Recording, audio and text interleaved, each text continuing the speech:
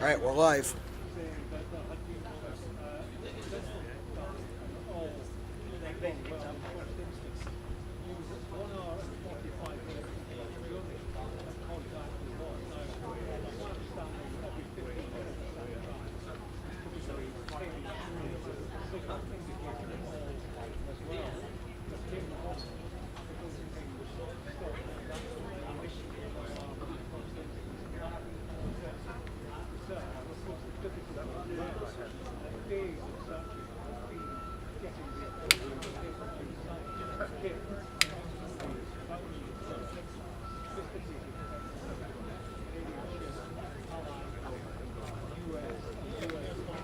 Mic check, mic check, mic check, mic check.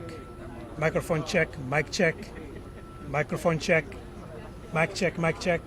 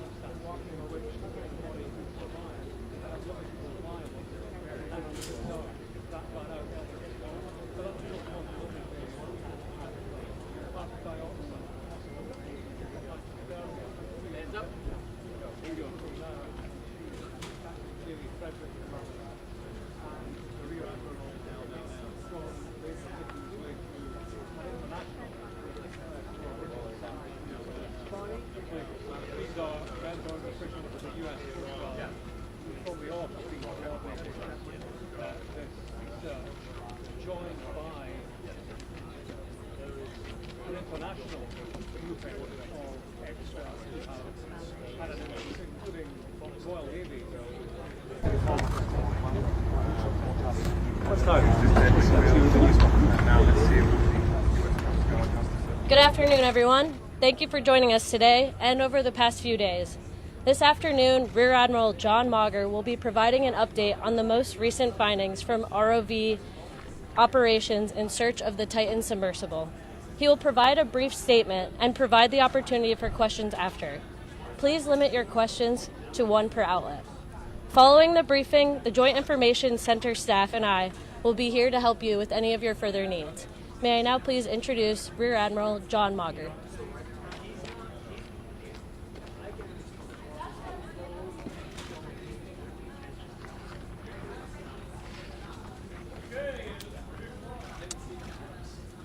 This morning, an ROV, or remote operated vehicle, from the vessel Horizon Arctic discovered the tail cone of the Titan submersible approximately 1,600 feet from the bow of the Titanic on the seafloor. The ROV subsequently found additional debris. In consultation with experts from within the Unified Command, the debris is consistent with the catastrophic loss of the pressure chamber. Upon this determination, we immediately notified the families. On behalf of the United States Coast Guard and the entire Unified Command, I offer my deepest condolences to the families. I can only imagine what this has been like for them, and I hope that this discovery provides some solace during this difficult time.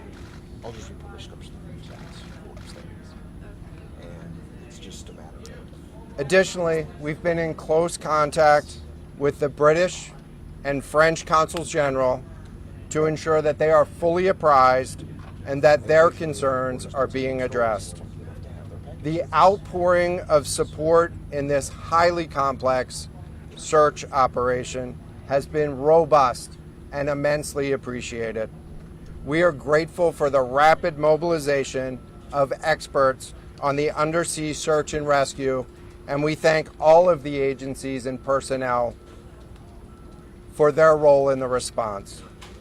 We're also incredibly grateful for the full spectrum of international assistance that's been provided. The ROVs will remain on scene and continue to gather information. Again, our most heartfelt condolences go out to the loved ones of the crew.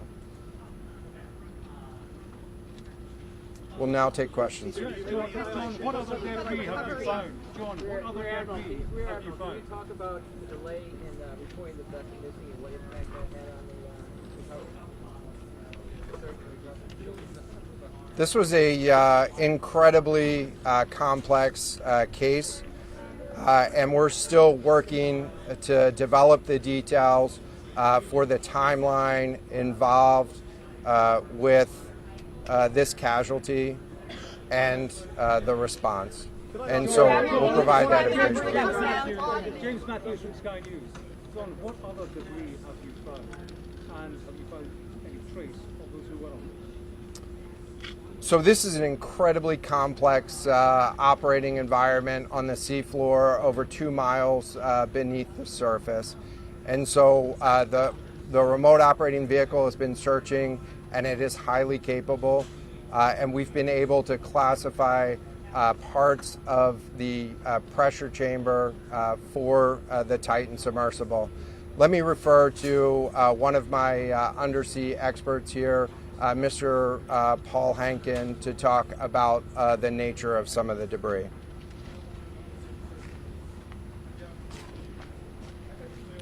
Thank you, Admiral. So essentially, we found 5 different major pieces of debris that told us that it was the remains of the Titan. The initial thing we found was the nose cone, which was outside of the pressure hull. We then found a large debris field. Within that large debris field, we found the front end bell of the pressure hull. That was the first indication that there was a catastrophic event. Shortly thereafter, we found a second smaller debris field. Within that debris field, we found the other end of the pressure hull, the aft end bell, which was basically comprised of the totality of that pressure vessel. We continue to map the debris field, and as the Admiral said, we will do the best we can to fully map out what's down there. It's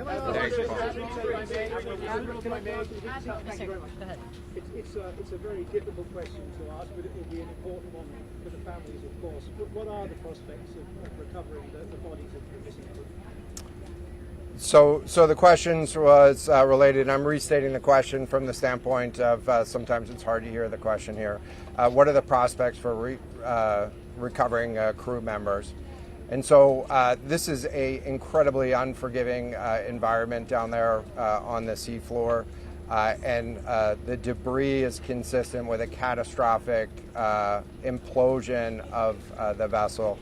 And so we'll continue to work and continue to search the area down there, but I don't have an answer for prospects at this time. Admiral, it's Tom Costello at NBC News. Is there any suggestion? Sorry, any suggestion at all that the sub itself collided with the wreckage of Titanic, or that instead it might have imploded above the wreckage and then rained down nearby? So the question was, is there any question as to whether or not the sub collided with the Titanic or whether it imploded above and debris field created from that? So the location of the Titan submersible was in an area that was approximately 1,600 feet from the wreck of the Titanic. I have an expert here that is familiar with that area and can talk about the debris field and what the debris field indicates in terms of where the casualty may have occurred. Rear Admiral, really quickly, can you tell me when that massive fleet will be called back? Hang on a second. The expert voice is coming up to answer the question. Thank you, Admiral. So the question is, where does the wreck lie in relation to the Titanic? I didn't hear the Admiral's answer. I think 1,600 feet. Was that correct, Admiral? Yep, you got it. So that's off the bow of Titanic. It's in an area where there is not any debris of Titanic. It is a smooth bottom. There, to my knowledge and anything I've seen, there's no Titanic wreckage in that area. And again, 200 plus meters from the bow, and consistent with the location of last communication for an implosion in the water column. And the size of the debris field is consistent with that implosion in the water column. Thanks. If I can ask a question, in terms of the timing here, you say that this was a catastrophic implosion. And I know it's early on, but is it your estimation that this happened right at the moment when they lost contact, an hour and 45 minutes after their descent? So the question was about the timing of the catastrophic implosion. Right now, it is too early to tell with that. We know that as we've been prosecuting this search over the course of the last 72 hours and beyond, that we've had sonar buoys in the water nearly continuously and have not detected any catastrophic events when those sonar buoys have been in the water. So, can you describe what happens from here, sir, in the next days and weeks in terms of finding any more debris? What happens from here? So we will. The question was, what happens from here? What's the next phase? And so right now, again, our thoughts are with the families and making sure that they have an understanding as best as we can provide of what happened and begin to find some closure. In terms of the large process, we're going to continue to investigate the site of the debris field. And then I know that there's also a lot of questions about how, why, and when did this happen. And so, you know, those are questions that we will collect as much information as we can on now, while the governments are meeting and discussing, you know, what an investigation of this nature of a casualty might look like.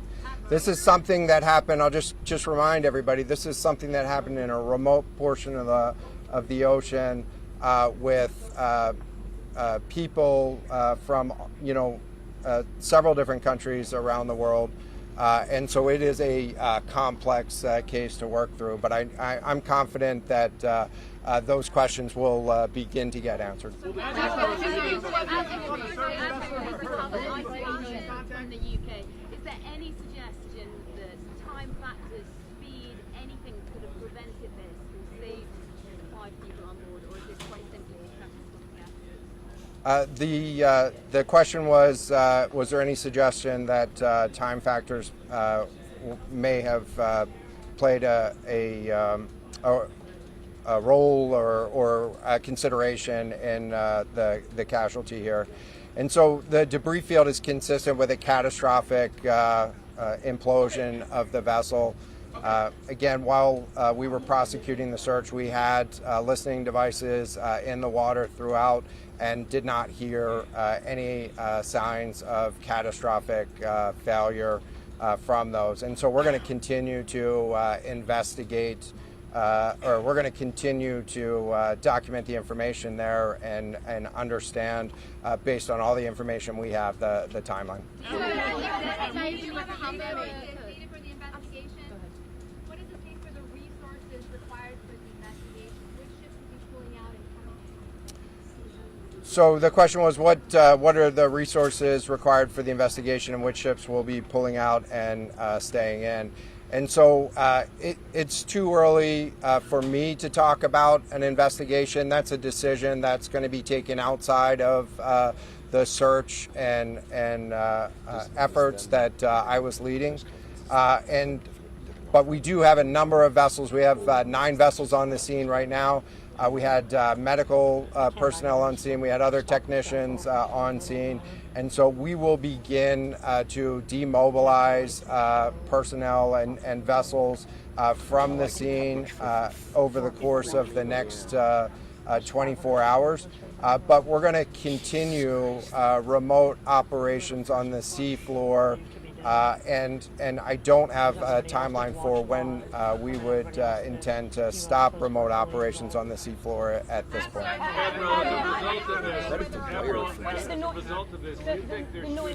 For the statement like 5 minutes early. Are safety rated or inspected so that this won't happen again?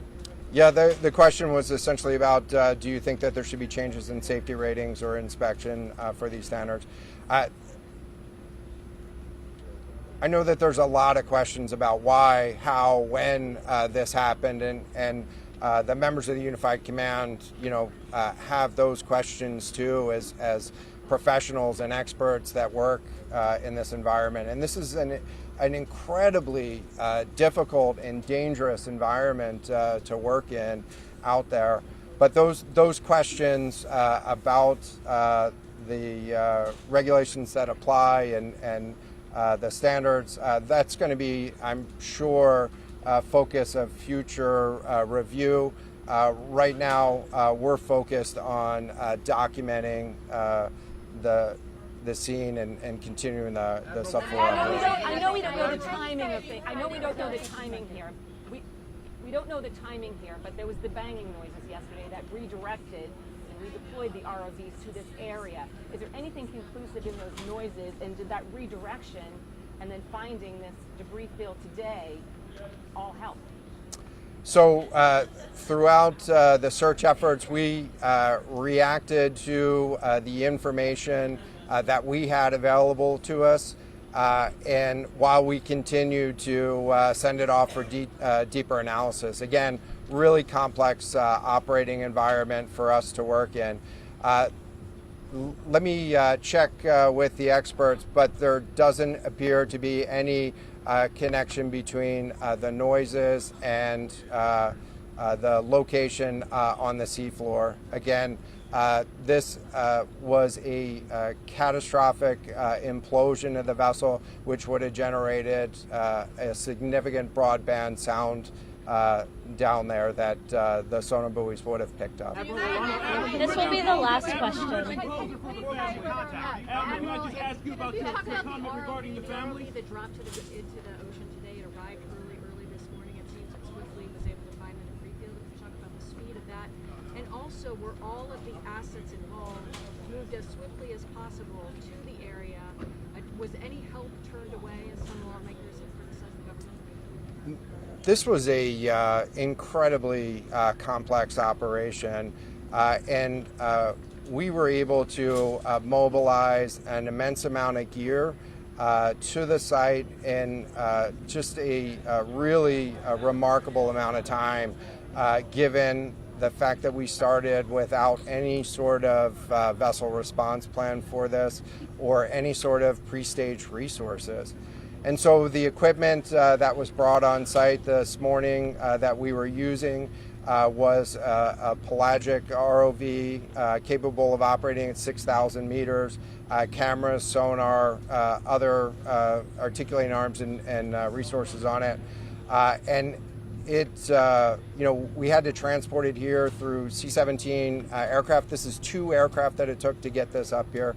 And so we've really had the right gear on site and worked as swiftly as possible to bring all of the capabilities that we had to bear to this search and rescue effort. And it was just a huge international and interagency effort to make this happen. So I'm really grateful for all of the responders that came out to support this and really search for the vessel. It is a difficult day for all of us, and it's especially difficult for the families, and our thoughts are with the families today. But this was an immense support, and we had the right gear on the bottom to find it. So thank you. Will you attempt to recover the bodies, can we ask you? The victims, will they be recovered? Thank you so much, everyone, for attending this afternoon. There are no future planned press conferences. Updates will be shared to the USCG Northeast Twitter page, and our staff will be available to take down any questions following this. Can you Thank spell you. and give us the names of the two gentlemen who spoke? I can get that back to you afterwards, just so I can confirm. Thank you. Thank you very much.